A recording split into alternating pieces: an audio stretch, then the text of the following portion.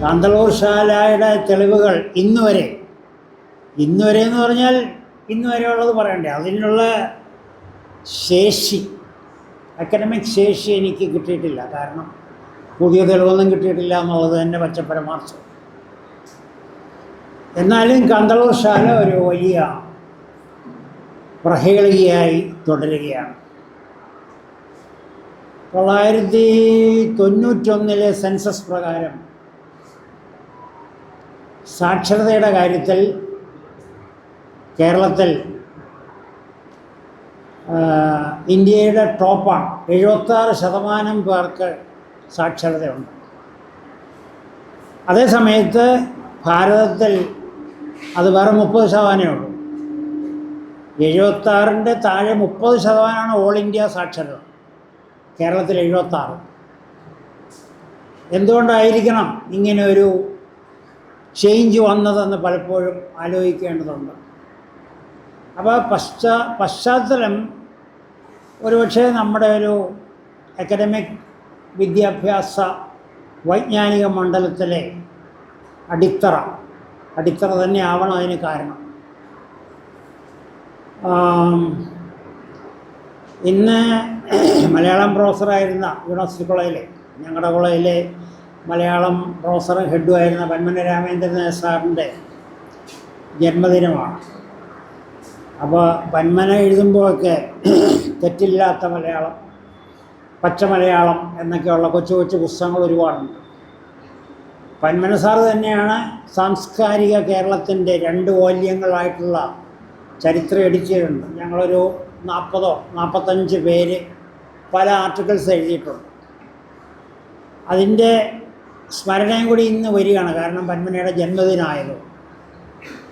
അതിൽ ഞാൻ എഴുതിയിട്ടുള്ള ഒരു ലേഖനം ഈ പ്രാചീന ശാലകളെ പറ്റിയാണ്. അതിൽ കാന്തളൂരും വരും. അപ്പോൾ ഈ പഴയ ശാലകളെയൊക്കെ പറ്റിയുള്ള അക്കൗണ്ടുകൾ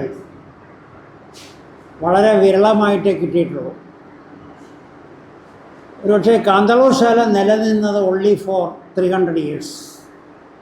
ഒരു റഫ് എസ്റ്റിമേറ്റ് പറഞ്ഞാൽ 850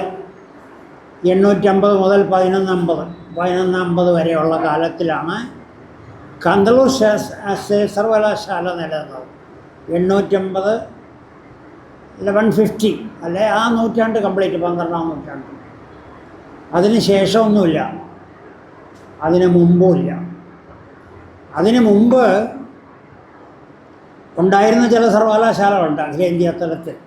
ഒരുപക്ഷെ ഏറ്റവും പഴക്കം ചെന്നത് തക്ഷശിലയാണ്. ഇന്ന് പാകിസ്ഥാനിലാണ് തക്ഷശില. തക്ഷശിലയാണ് ഏറ്റവും ആദ്യത്തെ പഴക്കം ചെന്ന സർവകലാശാല.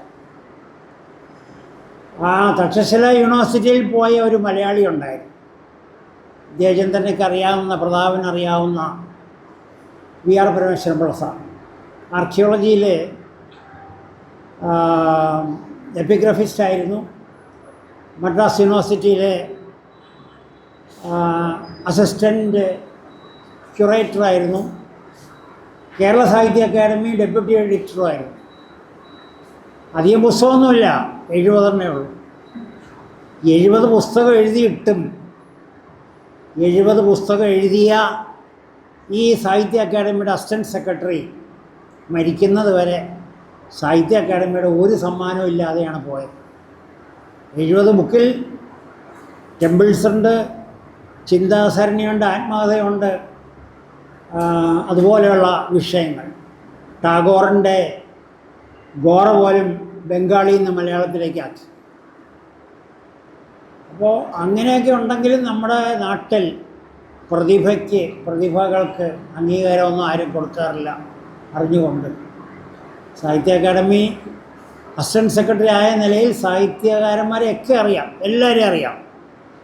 അതന്ന് അസീസായാലും ആരായാലും, ഇവരെ പേരൊന്നും ഞാൻ പറയണില്ല, ഒരുപാട് പേരെ അറിയാം. പക്ഷേ സാറ് 90-ാം പിറന്നാൾ ആഘോഷിക്കുമ്പോഴും ഒരു പുരസ്കാരവും ഇല്ലാതെയാണ് പോയത്. അതുകൊണ്ടാണ് ഞങ്ങൾ ട്രിവാൻഡ്രത്തുണ്ടായിരുന്ന ഒരു അക്കാഡമിക് ബോഡിയുണ്ട്, centre for inter disciplinary studies. ഞാനായിരുന്നു എൻ്റെ സ്ഥാപക സെക്രട്ടറി. പിൽക്കാലത്ത് PT ഭാസ്കര പണിക്കർ, MV പൈലി ഒക്കെ ആയിരുന്നു പ്രസിഡൻ്റായിരുന്നത്. യൂണിവേഴ്സിറ്റി കോളേജിൽ ഒരു ചടങ്ങിൽ വെച്ച് അദ്ദേഹത്തെ ആദരിച്ചു. ഒരു ഇൻഡിസ് അവാർഡും കൊടുത്തു. ഇൻ്റർ ഡിസിപ്ലിനറി എന്നുള്ളതിൻ്റെ ഷോർട്ടാണ് INDIS. That's in 1989. INDIS award കൊടുത്തത് അന്നത്തെ മന്ത്രിയായിരുന്ന ശങ്കരനാരായണപിള്ളയാണ് കൊടുത്തത്. അധ്യക്ഷൻ doctor PK Narayanapillai, university college ഓഡിറ്റോറിയത്തിൽ വെച്ച്.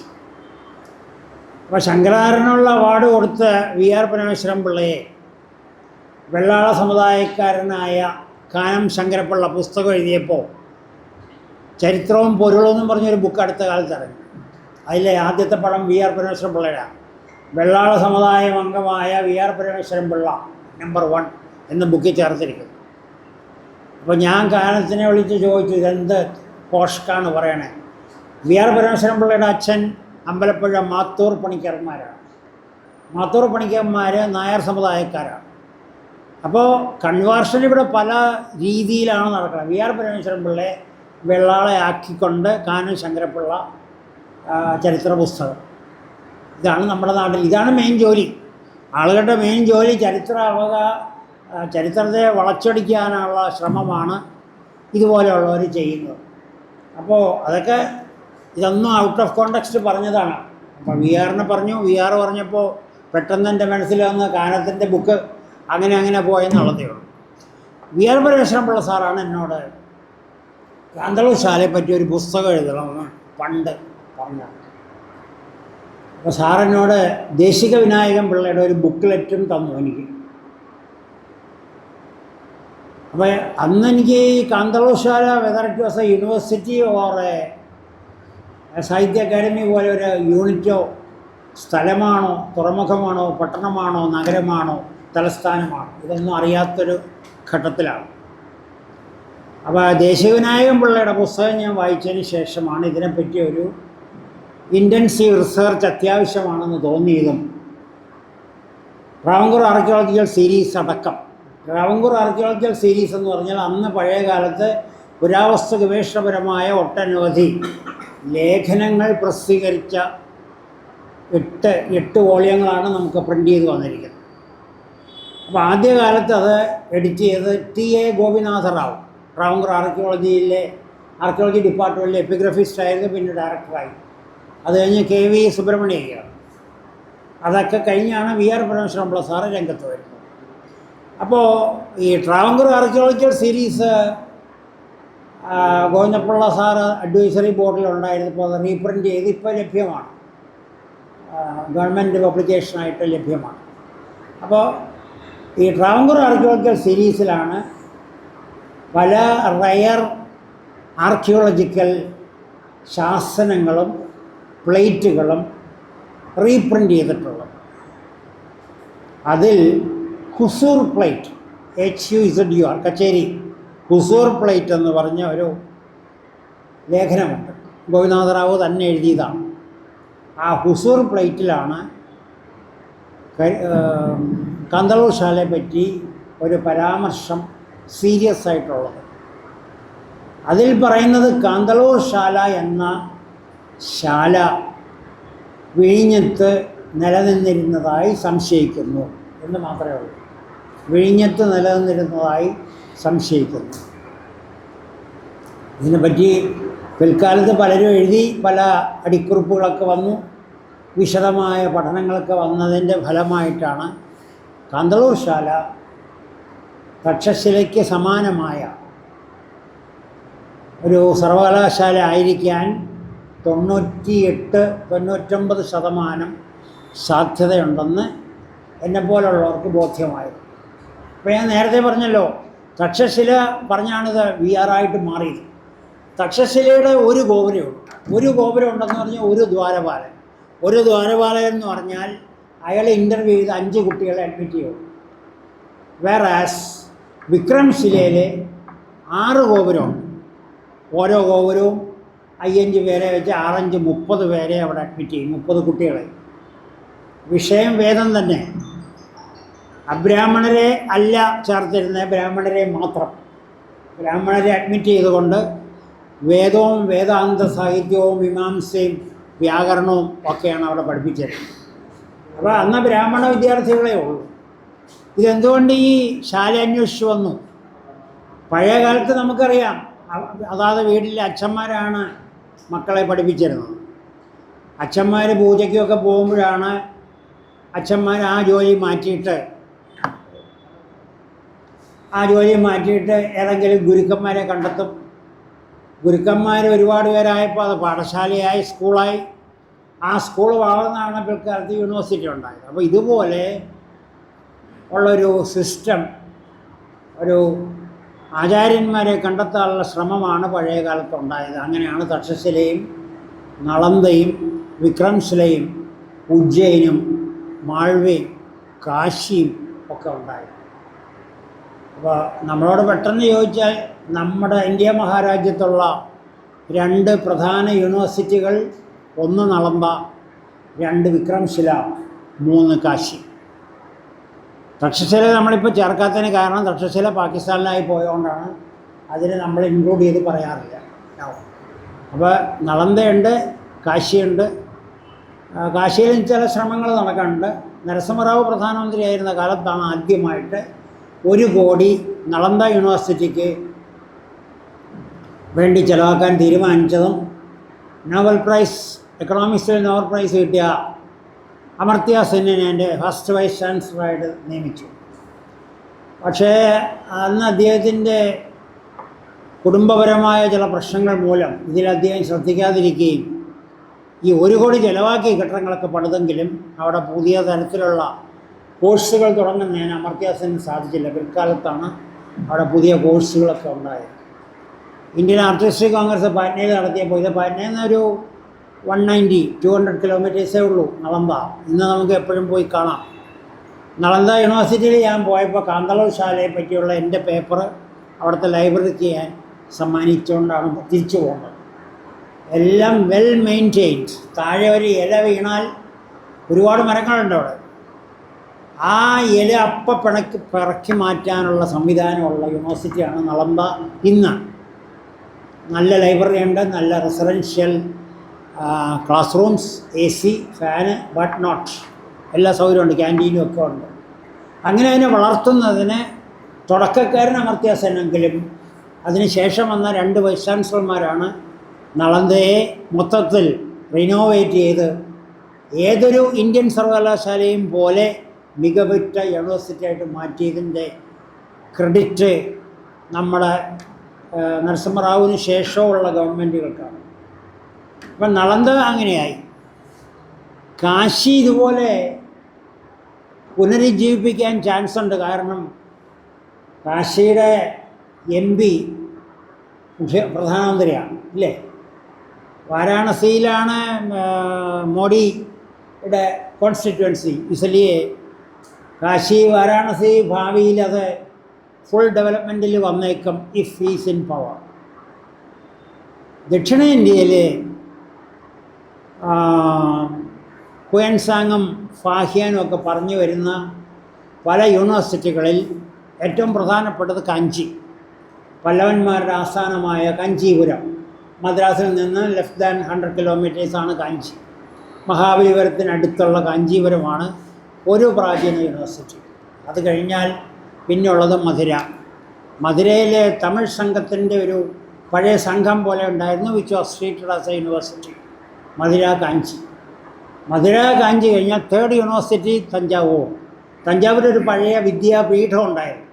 That vidyapeetham was converted in a university, full fledged arts university by, if I remember correctly, by Karunanidhi.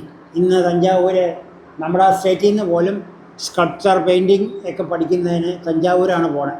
പഴയ കാലത്ത് അത് ശാന്തിനികേതനായിരുന്നു.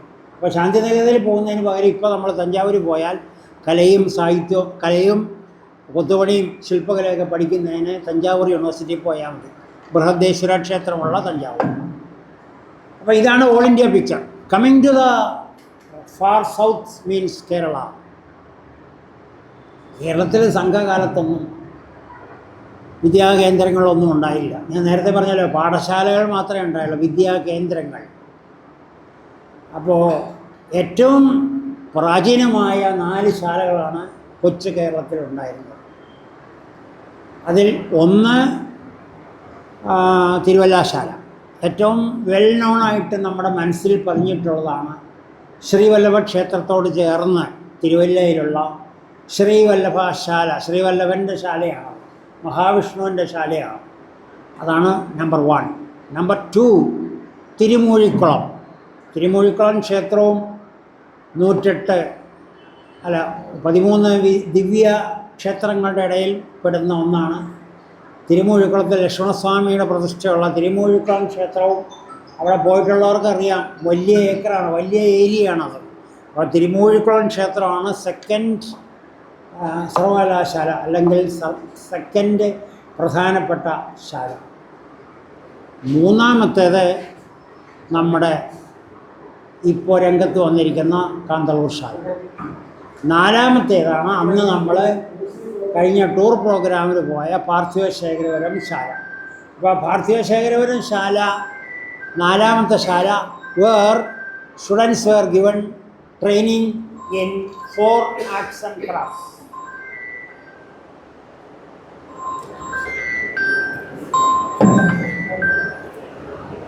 ഹലോ. അപ്പോൾ ഈ 4 യൂണിവേഴ്സിറ്റി ഏതൊക്കെയാണ്? തിരുമൂഴിക്കുളം 1, ശ്രീവല്ലഭൻ്റെ തിരുവല്ലാശാല 3, കാന്തളൂർ ശാല 4, പാർത്ഥിവശേഖരപുരം ശാല. അപ്പോൾ 4 ശാലകളാണ് കേരളത്തിലുള്ളത്. ആ 4 ശാലയിൽ തിരുവല്ലാശാലയുടെയും തിരുമൂഴിക്കുളം ശാലയുടെയും ഡീറ്റെയിൽസ് ഒന്നും നമുക്ക് ലഭ്യമല്ല. ഇതൊക്കെ സമകാലികമായിട്ട് നിലനിന്നിരുന്നു. സമകാലികം എന്ന് പറഞ്ഞാൽ 1-ാം ചേര സാമ്രാജ്യമായ 1 to 500 AD ഇതൊന്നും നിലനിന്നില്ല. അന്നൊക്കെ ചെറിയ ചെറിയ തമിഴ് സംഘങ്ങളാണുള്ളത്. 5-ാം നൂറ്റാണ്ടിന് ശേഷം 7-ാം നൂറ്റാണ്ട് വരെയുള്ള കാലഘട്ടം ഒരു ഡാർക്ക് പീരീഡ് ഇൻ കേരള. അപ്പോൾ 2 നൂറ്റാണ്ട് ഒരു ഡാർക്ക് പീരീഡാണ്. 500 to 700 AD. 800-ൽ ശ്രീശങ്കരൻ്റെ കാലം മുതലാണ് 2-ാം ചേര രാജ്യം നിലവിൽ വന്നതും ശക്തി പ്രാപിച്ചത്. 800 to 1124. 800 to 1124. ആ 800 to 1124-ലാണ് നമ്മൾ MGS ഒക്കെ തീസിസ് സമർപ്പിച്ചിട്ടുള്ള 2-ാം ചേര രാജ്യം. ഇളങ്കുളം അതിനെ 2-ാം ചേര സാമ്രാജ്യം എന്ന് പറഞ്ഞു. അത് സാമ്രാജ്യത്തിൻ്റെ നീളവും വലിപ്പമൊന്നും ഇല്ലാത്തതുകൊണ്ട് MGSനെ തിരുത്തിയിട്ട് 2-ാം ചേര രാജ്യമെന്ന് പറഞ്ഞു. ഇളങ്കുളം 13 രാജാക്കന്മാർ ഭരിച്ചിരുന്നു എന്ന് പറഞ്ഞെങ്കിലും MGS അത് 11 രാജാക്കന്മാരെ ഉള്ളൂ എന്ന് സ്ഥാപിച്ചു. അങ്ങനെയുള്ള 2-ാം ചേര സാമ്രാജ്യ കാലത്താണ് തിരുവല്ലാശാലയും തിരുമൂഴിക്കുളം ശാലയും കരുതന്തറക്കൻ്റെ ശാലയൊക്കെ ആയ പാർത്ഥിവശേഖരപുരവും കാന്തളൂരും നിലവിൽ വന്നത്. അതിലെ 9-ാം നൂറ്റാണ്ടിൽ ആദിശങ്കരൻ്റെയും തിരുമങ്കയാൾവാറുടെയൊക്കെ കാലം കഴിഞ്ഞിട്ട്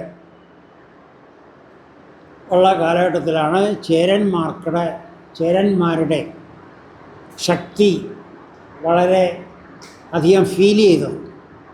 അത് ഫീൽ ചെയ്തപ്പോഴാണ് തൊട്ടടുത്ത് കിടക്കുന്ന ഒരു ശത്രു രാജ്യമുണ്ട്, ചോഴന്മാർ. CHOLAS എന്നാണ് സ്പെല്ലിംഗ് എങ്കിലും തമിഴിലത് ചോഴ, CHOZH ആണ്, ചോഴ. നമ്മൾ പറയുന്നതും പഠിപ്പിച്ചുകൊണ്ടിരിക്കുന്നത് ഇപ്പോഴും ചോള എന്നാണ്. നമ്മുടെ വായിലതേ വരുള്ളൂ Chola, but actually correct CHOZH, Chola. അപ്പോൾ ചേര രാജാക്കന്മാർ അണ്ടർ ഭാസ്കര രവിവർമ്മനെ പോലുള്ളവരുടെ നിയന്ത്രണത്തിൽ വന്നപ്പോൾ ചോഴന്മാർക്ക് ചേരന്മാരോട് ഒടിക്കോൾ മരുന്നില്ലാത്തൊരു അസൂയ. മരുന്നില്ലാത്ത അസൂയയ്ക്കും കഷ്ണയ്ക്കും മരുന്നില്ല. അപ്പോൾ അതുപോലുള്ളൊരു അസൂയ വന്നുകൊണ്ടാണ് ചേരന്മാരെ തകർത്ത് തരിപ്പണമാക്കാൻ ചോഴ രാജാക്കന്മാർ കേരളക്കരയിൽ വന്നത്. അപ്പോൾ അവർക്ക് 2 റൂട്ടുണ്ട്. ഒരു റൂട്ട് കോട്ടാർ അംബാസമുദ്രം വഴി ഇങ്ങോട്ട്, കോട്ടാർ അംബാസമുദ്രം വഴി കേരളത്തിലെത്തുക. മറ്റേ റൂട്ട് കോയമ്പത്തൂർ പാലക്കാട് വഴി പാലക്കാട് ചുരം കടന്ന് കേരളക്കരയിലെത്തുക. അപ്പോൾ ഈ 2-ാം ചേര സാമ്രാജ്യം എന്ന് പറഞ്ഞ പ്രദേശം, അല്ലെങ്കിൽ 2-ാം ചേര രാജ്യം എന്ന് പറഞ്ഞ പ്രദേശം കന്യാകുമാരി മുതൽ കോഴിക്കോടിൻ്റെ വടക്കൻ ഭാഗം വരെയുണ്ട്. ഈ ചേര രാജ്യത്തെ തകർത്ത് തരിപ്പണാക്കുകയായിരുന്നു ചോഴന്മാരുടെ മെയിൻ ജോലി. അതിൻ്റെ ഭാഗമായിട്ടാണ് മറ്റേ കെ വി കൃഷ്ണയ്യരും മറ്റ് പല ചരിത്രകാരന്മാരും ചേര ചോള വാർ എന്ന് പറയുന്നു. അപ്പോൾ പഴയകാലത്ത് ഞങ്ങളൊക്കെ ബ്രിട്ടീഷ് ഹിസ്റ്ററി പഠിച്ചിട്ടുള്ളതുകൊണ്ട് ബ്രിട്ടീഷ് ഹിസ്റ്ററിയിലെ ഒരു പ്രധാനമായ ഒന്നാണ് 100 Years വാർ, നൂറ്റാണ്ട് യുദ്ധം. ഉടനെ ഇളംകുളത്തിൻ്റെ സ്റ്റഡീസ് വന്നപ്പോൾ അതിൽ കേരളത്തിലുണ്ടൊരു നൂറ്റാണ്ട് യുദ്ധം എന്നും പറഞ്ഞൊരു ആർട്ടിക്കിള് മാതൃഭൂമിക്ക് അയച്ചു. മാതൃഭൂമിയുടെ അന്നത്തെ എഡിറ്റർ കൃഷ്ണവാര്യ സാറിനുള്ള പ്രത്യേകത ഇളംകുളം എന്ത് അയച്ചു കൊടുത്താലും അതേപടി പബ്ലിഷ് ചെയ്യും. അങ്ങനെ കേരളത്തിലൊരു നൂറ്റാണ്ട് യുദ്ധം ഉണ്ടായി. വൈ ബിക്കോസ് ഇളംകുളം എഴുതി കൊടുത്തു, NV അത് പബ്ലിഷ് ചെയ്തു, മാതൃഭൂമി പേപ്പർ. വാസ്തവത്തിൽ ഇത് നൂറ്റാണ്ട് യുദ്ധം എന്ന് പറഞ്ഞൊരു കണ്ടിന്യൂസ് വാർ ഉണ്ടായിരുന്നില്ല. ഇടയ്ക്കിടയ്ക്ക് അവർക്ക് ഒരു രാജാവ് അധികാരത്തിൽ വരുമ്പോൾ പെട്ടെന്ന് തോന്നുന്ന ഒരു വികാരം കൊണ്ട് ചേരൻ ആക്രമണം നടത്തും, ചേരന്മാരെ ആക്രമിച്ച് കീഴടക്കും, തിരിച്ചു പോകുമ്പോൾ ആ പ്രദേശമൊക്കെ വീണ്ടും ചേരന്മാരെ കീഴടക്കി അത് തങ്ങളുടെ പ്രദേശമാക്കി മാറ്റും.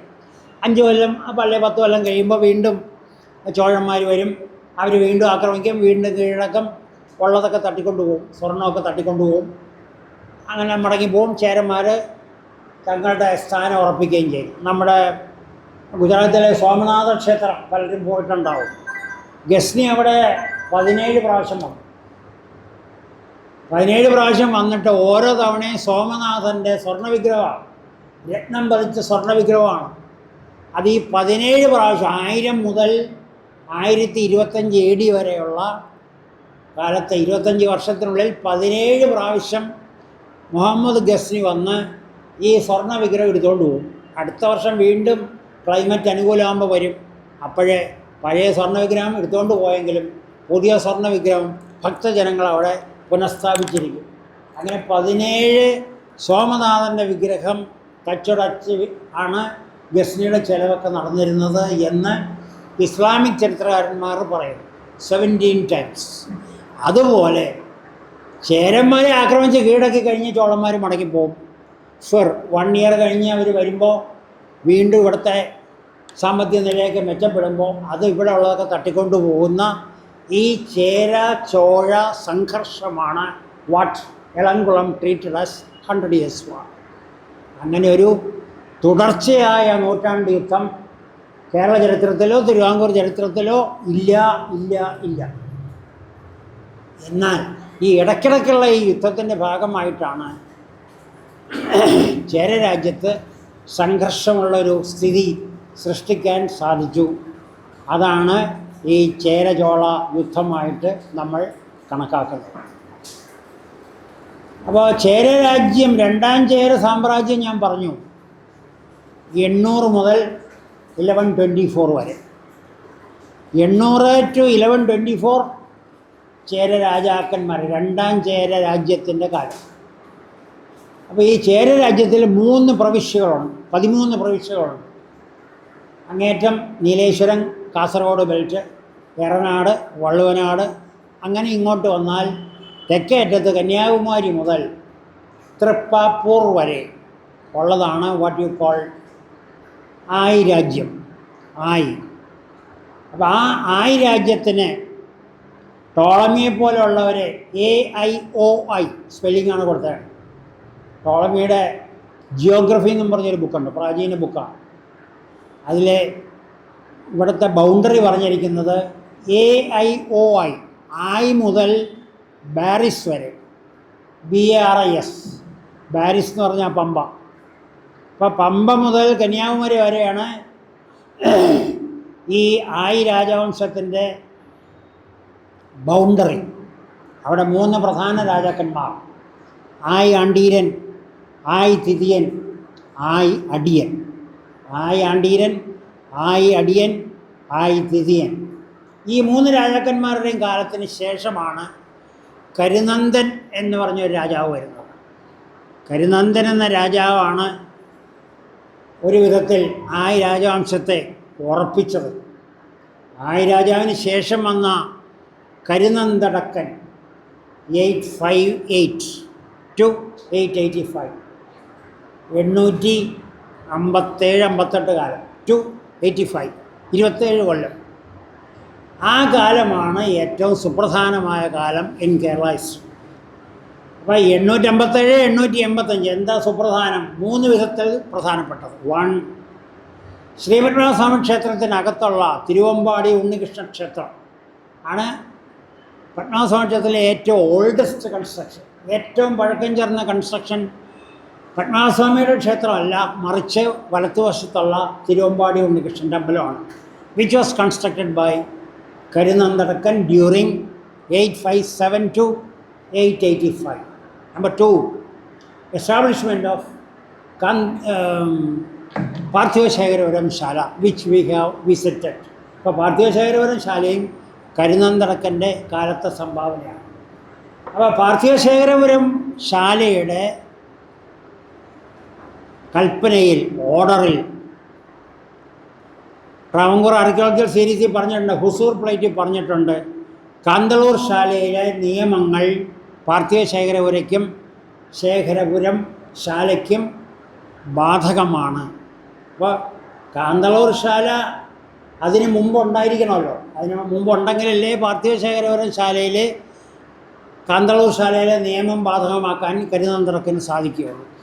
അപ്പോൾ അങ്ങനെ പറഞ്ഞിട്ടുള്ളത് കൊണ്ട് 857 മുമ്പ് കാന്തളൂർ ശാല ഉണ്ടായിരുന്നു. കാന്തളൂർ ശാല 857 മുമ്പ് ഉണ്ടായാലല്ലേ പാർത്ഥിവശേഖരപുരം ശാല സ്ഥാപിക്കുമ്പോൾ ഇങ്ങനെ പറയാൻ പറ്റുള്ളൂ. അങ്ങനെ കാന്തളൂർ ശാല 800-നും 857 ഇടയ്ക്ക് സ്ഥാപിതമായ യൂണിവേഴ്സിറ്റിയാണ്. അപ്പോൾ കാന്തളൂർ ശാല വളരെ പ്രശസ്തമായ ഒരു സർവകലാശാലയായിട്ട് നിലനിൽക്കുന്നു. ഈ കാലഘട്ടത്തിൻ്റെ അവസാനം നമ്മൾ 4 ചോള രാജാക്കന്മാർ, കേരളക്കരയിൽ വന്ന 4 ചോള രാജാക്കന്മാരെ പറ്റി പറയാം. ഒന്നിപ്പോൾ അടുത്ത കാലത്ത് 1000 വർഷം തികഞ്ഞ രാജരാജൻ്റെ ബൃഹദേശ്വര ക്ഷേത്രം. രാജരാജൻ 985 മുതൽ 1014 വരെയാണ് ഭരിച്ചത്. 985 to 1014. 1014 മുതൽ 44 വരെ രാജരാജ ദ ഗ്രേറ്റിൻ്റെ മകൻ രാജേന്ദ്ര ചോളൻ. 44 മുതൽ 56 വരെ രാജാധിരാജൻ. 56-62 രാജേന്ദ്രൻ രണ്ടാമൻ. ഈ 4 രാജാക്കന്മാരാണ് കേരളത്തിൽ വന്നതും ആക്രമണം നടത്തിയതുമായ 4 ചോഴ രാജാക്കന്മാർ. അപ്പോൾ to begin with what happened was, Chola അഗ്രഷനൊക്കെ കഴിഞ്ഞ് ചോള രാജാവായ രാജരാജൻ സൗത്ത് ഈസ്റ്റ് ഏഷ്യയിൽ ഒരു ആക്രമണ പരമ്പര നടത്തി. ഇന്ത്യയിലെ എല്ലാ ശക്തികളേക്കാൾ ഏറ്റവും കൂടുതൽ നാവിക ശക്തിയുള്ള രാജ്യമായിരുന്നു ചോഴന്മാരുടെ.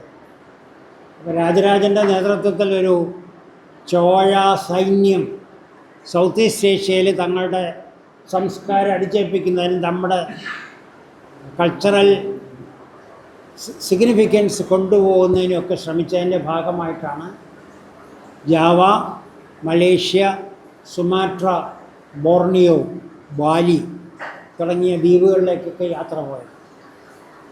എസ്.കെ. പൊറ്റക്കാട് എഴുതിയിട്ടില്ലേ, ബാലി ദ്വീപിലൂടെ. എസ്.കെ. പൊറ്റക്കാടിൻ്റെ one of the considerations for his Jnanpith Bali ദ്വീപിലൂടെ എന്ന പുസ്തകമാണ്, യാത്രാ വിവരണം. പക്ഷേ ഇപ്പോൾ അടുത്ത കാലത്ത് അത് പൊറ്റക്കാട് പറഞ്ഞൊക്കെ പൂർണ്ണമായും ശരിയല്ല എന്ന് പറഞ്ഞ് വേറൊരു ബുക്ക് ഇറങ്ങിയിട്ടുണ്ട്, വെരി റീസെൻ്റ്. ഏതായാലും സുമാട്ര, ജാവ, ബാലി തുടങ്ങിയ പ്രദേശങ്ങളിലൊക്കെ രാജരാജൻ പോയി. രാജരാജൻ അവിടെ ചെന്നുടനെ അവിടെ സാമാന്യ മര്യാദയ്ക്ക് നമ്മളിപ്പോൾ ഒരു വീട്ടിൽ ചെന്നാൽ ചിലപ്പോൾ കേക്കും ബിസ്ക്കറ്റും ഒക്കെ കൊണ്ടുപോകുന്നത് പോലെ ഇവിടെ നിന്ന് ഏലക്കായും സുഗന്ധവ്യഞ്ജനങ്ങളൊക്കെ കൊണ്ടുപോയാണ് ജാവ രാജാവിന് കൊടുത്തു. അപ്പോൾ അവിടുത്തെ ജാവ രാജാവ് പറഞ്ഞത്, എനിക്ക് ഏലവും കുരുമുളകും ഒന്നും വേണ്ട, പക്ഷെ എൻ്റെ മകന് താങ്കളുടെ യൂണിവേഴ്സിറ്റിയിൽ ഒരു സീറ്റ് വേണം. താങ്കളുടെ യൂണിവേഴ്സിറ്റി എന്ന് പറഞ്ഞാൽ രാജരാജൻ്റെ യൂണിവേഴ്സിറ്റിയിൽ ഒരു സീറ്റ് വേണം. അപ്പോൾ രാജരാജന് തന്നെ അതിശയം, ഏത് യൂണിവേഴ്സിറ്റി? അപ്പോൾ രാജരാജ അപ്പോഴാണ് ജാവ രാജാവ് പറയുന്നത്, ഞങ്ങൾ പറയുന്നത് കാന്തളൂർ യൂണിവേഴ്സിറ്റിയിൽ ഒരു സീറ്റ് വേണമെന്നാണ് പറയുന്നത്. അങ്ങനെ ഒരു യൂണിവേഴ്സിറ്റി ഉണ്ടെന്ന് രാജരാജന് അറിയില്ലായിരുന്നു. അങ്ങനെ ഒരു യൂണിവേഴ്സിറ്റി ഉള്ളത് ചേര രാജ്യത്താണെന്നും പിന്നീടാണ് രാജരാജന് മനസ്സിലായത്. ജൈത്രയാത്ര കഴിഞ്ഞ് മടങ്ങിയെത്തിയ ഇതിനെപ്പറ്റിയുള്ള ഡീറ്റെയിൽസ് കെ.എ. നീലകണ്ഠ ശാസ്ത്രിയുടെ Indian culture abroad, history of Java by D.G.E. Hall, ഈ ബുക്കിലൊക്കെ ഉണ്ട്. അപ്പോൾ ഈ ജാവ രാജാവ് തൻ്റെ മകനൊരു സീറ്റ് വേണമെന്ന് ആവശ്യപ്പെട്ട കാര്യം രാജരാജനെ സന്തോഷിപ്പിക്കുകയല്ല, വളരെ സന്താപമുക്തനാക്കുകയാണ്, സന്താപം ഉണ്ടാക്കുകയാണ് ചെയ്തത്. വൈ? ബിക്കോസ് താൻ പ്രമാണിയാണെന്ന് വിചാരിക്കുന്ന ഒരു രാജ്യത്തിന് തൊട്ടടുത്തുള്ള ഒരു രാജ്യത്ത് ഉള്ള യൂണിവേഴ്സിറ്റിയിലെ ഒരു വിദേശ രാജ്യത്തെ ഒരു വിദ്യാർത്ഥിക്ക് സീറ്റ് വേണമെന്ന് ഒരു രാജാവ്, ജാവ രാജാവ് ആവശ്യപ്പെട്ടത് രാജരാജനെ സഹിക്കുന്നതിനും അപ്പുറമാണ്. തിരിച്ച് നാട്ടിലെത്തിയ, തഞ്ചാവൂരെത്തിയ രാജരാജൻ ആദ്യം ചെയ്തത് മകൻ ഹെയർ അപ്പാരൻ്റ് പ്രിൻസായ, കിരീടാവകാശിയായ രാജേന്ദ്ര ചോളനെ ചേര രാജ്യത്തെ കാന്തളൂർ ശാല നശിപ്പിക്കുന്നതിനുള്ള ഉത്തരവ് കൊടുത്തു. രാജേന്ദ്ര ചോളൻ മധുര വഴി, കോട്ടാർ വഴി വിഴിഞ്ഞത്തെത്തി. വിഴിഞ്ഞത്താണ് അന്ന് സർവകലാശാല ഉണ്ടായിരുന്നത്. വിഴിഞ്ഞത്തെ സോക്കോൾഡ് കാന്തളൂർ ശാല പൂർണ്ണമായി നശിപ്പിച്ചു എന്ന് മാത്രമല്ല, പഴയകാലത്ത് രാജാക്കന്മാരൊക്കെ ചെയ്യുന്നത് ഒരു പ്രദേശം കീഴടക്കി കഴിഞ്ഞാൽ ആ സ്ഥലത്തിന് തങ്ങളുടെ പേര് കൊടുക്കും. അപ്പോൾ വിഴിഞ്ഞത്തിന് രാജേന്ദ്രൻ നശിപ്പിച്ചത് കൊണ്ട് അച്ഛൻ്റെ പേരല്ല കൊടുത്ത് രാജേന്ദ്ര ചോളപട്ടണം എന്നൊരു പേരും കൊടുത്തു. ആ രാജേന്ദ്ര ചോളപട്ടണം എന്ന് പേര് കൊടുത്തതിൻ്റെ ഡിക്രിയും കുസൂർ പ്ലേറ്റിലുണ്ട്. അപ്പോൾ ഇന്നിപ്പോൾ നമ്മൾ അധികാരികളോട് ചോദിച്ചാൽ വിഴിഞ്ഞമെന്ന് പറഞ്ഞാൽ രാജേന്ദ്ര ചോളപട്ടണമെന്ന് അവർക്കറിയില്ല. പക്ഷേ രാജേന്ദ്ര ചോളപട്ടണം എന്നാണ് വിഴിഞ്ഞം നശിപ്പിച്ചപ്പോൾ ഇട്ട പേരെന്ന് തമിഴ് ശാസനങ്ങളിൽ ഉണ്ട്.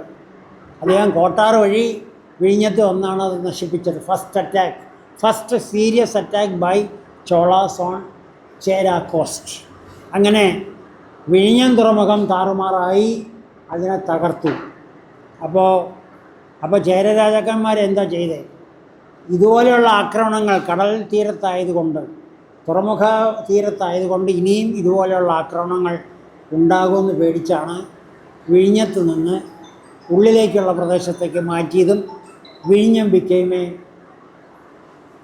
യൂണിവേഴ്സിറ്റി ഫോർ മിലിറ്ററി ആർട്സ്, സൈനിക വിഷയങ്ങൾ പഠിപ്പിക്കുന്നതിനുള്ള ഒരു സെൻറ്ററായിട്ട് വിഴിഞ്ഞത്തെ മാറ്റി. And the academic university was shifted to an interior plate. അപ്പോൾ ഇൻറ്റീരിയർ പ്ലേറ്റ് ഏതാണെന്നുള്ളത് ഉള്ള നിഗമനങ്ങൾ അന്വേഷിച്ചിറങ്ങിയാണ് വലിയശാല ശിവക്ഷേത്രമാണെന്നുള്ള നിഗമനത്തിൽ എത്തിയത്. അതിൻ്റെ കാര്യങ്ങൾ ഇനി പറയാം. അപ്പോൾ അങ്ങനെ രാജേന്ദ്ര ചോളപട്ടണം റീനെയിംഡ് വിഴിഞ്ഞം as Rajendra ചോളപട്ടണം and returned and reported to his father Rajaraja that he destroyed Kanthalloor university and വിഴിഞ്ഞം വാസ് റീനെയിംഡ് ആസ് രാജേന്ദ്ര ചോളപട്ടണം, അങ്ങനെ പേരിട്ടെന്നും പറഞ്ഞ് റിപ്പോർട്ട് ചെയ്തു. രാജേന്ദ്രൻ്റെയും കാലശേഷം വീണ്ടും രാജാധിരാജൻ വന്നു. രാജാധിരാജൻ വന്നപ്പോഴും ഇവിടെ സൈനിക യൂണിവേഴ്സിറ്റി ഉണ്ടായിരുന്നു, അതിനെയും ഡിസ്ട്രോയ് ചെയ്തു എന്നാണ് പറയുന്നത്. ഏതായാലും പള്ളിക്കൽ, വിഴിഞ്ഞം, പൂവാർ ബെൽറ്റ് ഈ സൈനികമായ ശേഷിയുള്ള ആൾക്കാരുടെ നാടായി ഇന്നും കരുതപ്പെടുന്നു. ഇപ്പോൾ നെയ്യാറ്റിൻകര കാട്ടാക്കട ഭാഗത്ത് സുകുമാരൻ വൈദ്യനെ പോലെയുള്ളവർ ഈ നാഡീ ചികിത്സയിൽ എക്സ്പെർട്ടാണ്. അപ്പോൾ അതൊക്കെ പഴയ പാരമ്പര്യത്തിൽ നിന്ന് കിട്ടിയതാണെന്നാണ് വിശ്വസിക്കപ്പെടുന്നത്. ഏതായാലും വിഴിഞ്ഞം ഏരിയയിലെ academic university was shifted to Valiyasala. എന്തുകൊണ്ട് വലിയശാല? എന്തുകൊണ്ട് മറ്റൊരു സ്ഥലം ആയിക്കൂടാ? അത് കഴിഞ്ഞ് ഫർദർ ഇൻവെസ്റ്റിഗേഷൻ അവസാനിക്കുന്നത് പ്രാകൃത് ഭാഷയിലെ പണ്ഡിതനായ ഉദ്യാനസൂരി ഉദ്യാനസൂരി 12-ാം നൂറ്റാണ്ടിലെ ഒരു എഴുത്തുകാരനാണ്. അപ്പോൾ ഈ സൂര്യയുടെ ഒരു പ്രാകൃത ബുക്കുണ്ട്, കുവലയമാല. പ്രാകൃത ഭാഷയിലാണ്. പ്രാകൃത ഭാഷ അന്ന് അധികം പേർക്ക് അറിയില്ല. സോ വാട്ട് ഹാപ്പൻസ്, അതിനെ സംസ്കൃതത്തിലേക്ക് ട്രാൻസ്ലേറ്റ് ചെയ്തു. അതാണ് കുവലയമാല കഥ, കുവലയമാല കഥ എന്ന പുസ്തകം. ആൻഡ് അത് സംസ്കൃതത്തിലുള്ളതാണ്. അപ്പോൾ സംസ്കൃതത്തിലാണെങ്കിൽ ആളുകൾക്ക് വായിക്കുന്നതിന് പരിമിതി ഉള്ളതുകൊണ്ടാണ് കോൽഹാപൂർ യൂണിവേഴ്സിറ്റിയിലെ സംസ്കൃതം പ്രൊഫസറായ ഉപാധ്യായയും മൈസൂറിൽ എപ്പിഗ്രഫിസ്റ്റായ KG കൃഷ്ണനും കൂടി അതിനെ ഇംഗ്ലീഷിലേക്ക് പരിഭാഷപ്പെടുത്തി കുവലയമാല കഥ ബോംബെയിലെ ഭാരതീയ വിദ്യാഭവൻ 1970 പ്രസിദ്ധീകരിച്ചു. 1970 കുവലയമാലയുടെ ഇംഗ്ലീഷ് പരിഭാഷ വരുന്നത്. Originally it was a Prakrit work. It was translated in to Sanskrit by Pradyona Suri, another Suri, ഒരു ബന്ധുവാണ്. And Suri's book was translated in to English by Upadhyaya of Kolhapur university and by KG Krishna of the Mysore epigraphical society. ഈ ബുക്കാണ് നമുക്ക് സോഴ്സായിട്ട് കിടക്കുന്നത്. അപ്പോൾ കുവലയമാല കഥയിൽ പറയുന്ന കഥ, കുവലയചന്ദ്രനാണ് രാജാവ്. കുവലയചന്ദ്രൻ്റെ രാജ്യം കുവലയ രാജ്യം എന്നേ പറയുന്നുള്ളൂ. കുവലയ രാജ്യത്തിലെ റാണിയെ ആരോ തട്ടിക്കൊണ്ടുപോയി. ഈ കുവലയമാല അന്വേഷിച്ചാണ് ഈ ഇവിടുത്തെ രാജാവ് കുവലയചന്ദ്രൻ വരുന്നത്. കുവലയചന്ദ്രൻ വരുന്നത് ഈ നെയ്യാറ്റിൻകര പള്ളിക്കൽ റൂട്ടിലാണ്. പള്ളിക്കൽ റൂട്ട് കടന്ന് നമ്മുടെ ഇരേമൻ തമ്പിയുടെ സ്ഥലം, മുരളീധരൻ തമ്പിയുടെ വീടിൻ്റെ അടുക്കെത്തിയപ്പോൾ, വീടിൻ്റെ അടുക്കൽ ആ റോഡിലെത്തിയപ്പോൾ കുവലയചന്ദ്രനൊരു ഫീലിംഗ്, തമിഴ്നാട്ടിലെ ഡ്രൈ ക്ലൈമറ്റ് മാറിയിട്ട് കുറേയും കൂടി ഊഷ്മളമായ ക്ലൈമറ്റ്, എന്തിൻ്റെയൊക്കെ മണം, ഏലക്കായ, ചന്ദനം, പ്ലാവ്, മാവ്, മാമ്പഴം, ഇതിൻ്റെയൊക്കെ ഒരു വാസനയുള്ള പ്രദേശം. അപ്പോൾ ഇത് കണ്ടപ്പോൾ അവിടെ റോഡിലുള്ളവരോട് കുവലയചന്ദ്രൻ ചോദിച്ചെന്നാണ് പറയണേ, ഇതെന്താ ഇവിടുത്തെ, അവിടെ നിന്നാൽ ഒരു കെട്ടിടം കാണാം, കൊട്ടാര സദൃശ്യമായ വലിയൊരു സ്ഥാപനം പോലെ. അപ്പോൾ അവിടുത്തെ ഈ വഴിപോക്കം പറഞ്ഞ് അത് സർവചട്ടണം മഠം. സർവചട്ടണം മഠം എന്ന് പറഞ്ഞാൽ സർവവിദ്യകളും പഠിപ്പിക്കുന്ന സർവകലാശാലയാണ് എന്ന് വഴിയിൽ നിന്ന ആൾ പറഞ്ഞു. കുവലയചന്ദ്രൻ ഈ ക്ഷേത്രത്തിലേക്ക് വന്നു. അവിടെ 2 ശിവക്ഷേത്രവും ഒരു വിഷ്ണു ക്ഷേത്രമുള്ള പ്രദേശം. ആ ക്ഷേത്രത്തിലാണ് പഴയ പ്രാചീന കാന്തളൂർ ശാല എന്ന സർവകലാശാല രാജേന്ദ്ര ചോളന് ശേഷം നിലനിന്നിരുന്നത്. ചട്ടണം എന്ന് പറഞ്ഞാൽ വിദ്യാർത്ഥി, മഠം മീൻസ് സർവകലാശാല അല്ലെങ്കിൽ പഴയ കാലത്തെ ശാല, സർവ എല്ലാ വിദ്യകൾക്കും. അപ്പോൾ ഈ സർവചട്ടണം മഠത്തിൽ വിഷയം 19 മേജർ വിഷയങ്ങളാണ്. 19 വിഷയത്തിൽ ഒരു വിഷയത്തിന് 5 വിദ്യാർത്ഥികളെ അഡ്മിറ്റ് ചെയ്തിരുന്നു. 19 × 5 ആണ് 95 സീറ്റിംഗ് കപ്പാസിറ്റി. 19 × 5 95. അപ്പോൾ ഒരു കുട്ടി അഡ്മിറ്റ് ചെയ്യുന്നത് ഈ ദ്വാരപാലകൻ്റെ ഇൻ്റർവ്യൂവിന് ശേഷമാണ്. ദ്വാരപാലകൻ്റെ ഇൻ്റർവ്യൂവിൽ വിജയിക്കുന്നവർ അഡ്മിറ്റ് ചെയ്യും. വ്യാകരണവും മീമാംസയും അതുപോലെയുള്ള വിഷയങ്ങളാണ് കൂടുതലും പഠിപ്പിച്ചിരുന്നത്. അഡ്മിറ്റ് ചെയ്യുമ്പോൾ നമ്മുടെ ഗവൺമെൻറ് ഹോസ്റ്റലിൽ ഇപ്പോൾ കൊടുക്കുന്നത് പോലെ ഓരോ കുട്ടിക്ക് ഓരോ പ്ലേറ്റ് കൊടുക്കുമെന്നാണ് ഒരു ഇൻ്റർപ്രിട്ടേഷൻ. മൈസൂരിലെ KG കൃഷ്ണൻ പറയുന്ന പ്ലേറ്റ് കൊടുക്കണമല്ല, സീറ്റാണ്. ഓരോരുത്തർക്കും ഓരോ സീറ്റുണ്ടെന്ന് നിശ്ചയിക്കുക. അങ്ങനെ 95 സീറ്റ് കൊടുത്ത് 95 പ്ലേറ്റും കൊടുത്തു. 2 എടുത്താലും നമുക്ക് 2 അർത്ഥം നോക്കിയാലും കുഴപ്പമില്ല. 95 പ്ലേറ്റ്സ് കൊടുത്തു, അല്ലെങ്കിൽ 95 സീറ്റുണ്ട് ഈ 95 പിള്ളേരെ പഠിപ്പിച്ചിരുന്നു. അവരുടെ ജോലിയിൽ പ്രധാനമായ നിഷ്കർഷ ഒന്ന്, ചെസ്സ് കളിക്കരുത്, ചൂതുകളി പാടില്ല, അസഭ്യം പറയരുത്, ഗുരുവിനെ സഹായിക്കണം, ആഹാരാദി പാചകയിൽ ഇരിക്കണം, ഇല്ലെങ്കിൽ അവിടെ നിന്ന് പുറത്താക്കാൻ ഗുരുവിന് സർവ അവകാശമുണ്ട്, അധികാരമുണ്ട്. അപ്പോൾ ഈ 3 കണ്ടീഷൻ വിധേയമായിട്ടും കുട്ടിയെ ഇൻ്റർവ്യൂ ചെയ്തതിന് ശേഷമാണ് അഡ്മിറ്റ് ചെയ്യാറ്. അങ്ങനെയുള്ള സർവ വിഷയങ്ങളും പഠിപ്പിക്കുന്ന ഇതാണ് വ്യാകരണം പോലെ. അപ്പോൾ ഈ 95 സീറ്റിനെ 3 ഡിവൈഡ് ചെയ്യണം. ഋഗ്വേദത്തിന് 45 സീറ്റ്, സാമവേദത്തിന് 14 സീറ്റ്, യജുർവേദത്തിന് 45, അല്ല 45, 36. അപ്പോൾ 45, 36, 14, 95. അങ്ങനെ 95 സീറ്റാണ്. അപ്പോൾ ഋഗ്, സാമ, യജുർ വേദങ്ങളാണ് പഠിപ്പിച്ചത്. നോ അഥർവ വേദം വാസ് ടോട്ട്. അപ്പോൾ ഈ 3 വിഷയം, ആദ്യത്തെ 45 ഋഗ്, സാമ 14, 36, ഈ ഇതനുസരിച്ചുള്ള ബോധനം നടത്തിയിരുന്നു എന്ന് പറയുന്നു.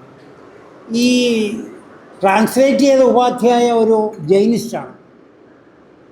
അപ്പോൾ ജൈനിസ്റ്റ് ആയതുകൊണ്ട് അങ്ങേരെ ജൈനമതം പഠിപ്പിച്ചിരുന്നെങ്കിൽ അത് പറയേണ്ടതാണ്. പക്ഷേ ജൈനമതം പഠിപ്പിച്ചതായിട്ട് പറയുന്നില്ല. വേദ സാഹിത്യത്തിലെ വിഷയങ്ങൾ മാത്രം പഠിപ്പിച്ചിരുന്നു എന്നാണ് ഉപാധ്യായയും KG കൃഷ്ണൻ അഭിപ്രായപ്പെടുന്നത്. അങ്ങനെയൊരു എല്ലാ വിഷയങ്ങളും പഠിപ്പിക്കുന്ന സർവകലാശാലയായിരുന്നു കാന്തളൂർ ശാല. അത് എങ്ങനെ നശിപ്പിക്കപ്പെട്ടെന്ന് നമുക്കറിഞ്ഞുകൂടാ. പക്ഷേ കാലാന്തരത്തിൽ ഈ 2-3 നൂറ്റാണ്ടിൻ്റെ എക്സിസ്റ്റൻസിന് ശേഷം ചോഴന്മാരും ചേരന്മാരും 1124 ചേരഭരണം നിന്നു. ലാസ്റ്റ് രാജാവ് രാമർ തിരുവടി മഹോദയപുരത്തുനിന്ന് വഞ്ചി കയറി വന്ന് പെരുന്നേ താമസിച്ചതായിട്ട് പെരുന്ന ശാസനവും, അവിടെ നിന്ന് പെരുന്നേന്ന് ആനന്ദവല്ലീശ്വരത്ത് വന്ന് അവിടെ താമസിച്ചതായിട്ട് ആനന്ദവല്ലീശ്വരൻ ശാസനവും പറയുന്നു. അങ്ങനെ രാമർ തിരുവടി വഴി 2ാം ചേര രാജ്യം ഇല്ലാതായി.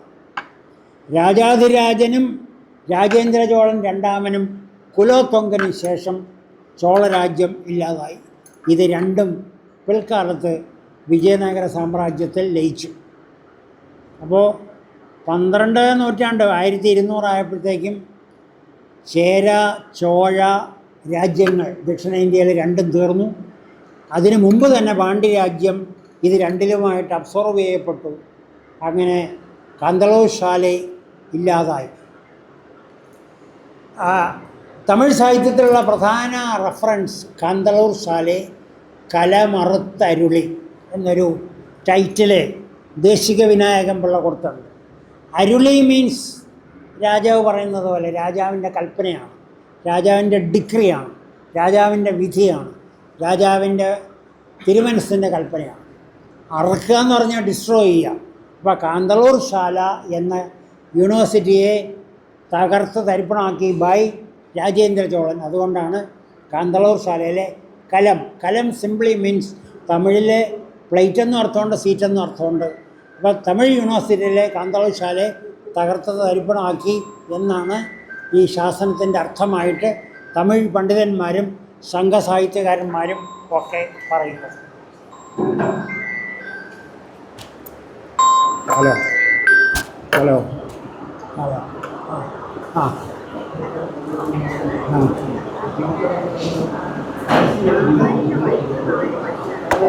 ഇല്ല ഞാൻ എഴുതാൻ പറ്റില്ല. ഞാനിപ്പോൾ ഒരു മീറ്റിംഗ് പിന്നെ വിളിക്കാം.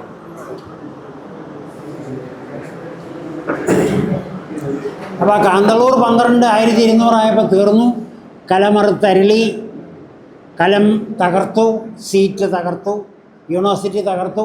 വിഴിഞ്ഞം continued four 1 more century as A സൈനിക സെൻറ്റർ. ഇവിടെ ഈ അപ്പോൾ കരമന ക്രോസ് ചെയ്ത് കരമന നദി ക്രോസ് ചെയ്തപ്പോഴാണ് ചന്ദനമൊക്കെ വാസന ഉണ്ടായതെന്നാണ് പറയണത്. ഏതായാലും അങ്ങനെ കോലയ ചന്ദ്രന് തോന്നിയത് കൊണ്ടാണ് കോലയമാലയിൽ ഇങ്ങനെയുള്ള പരാമർശം.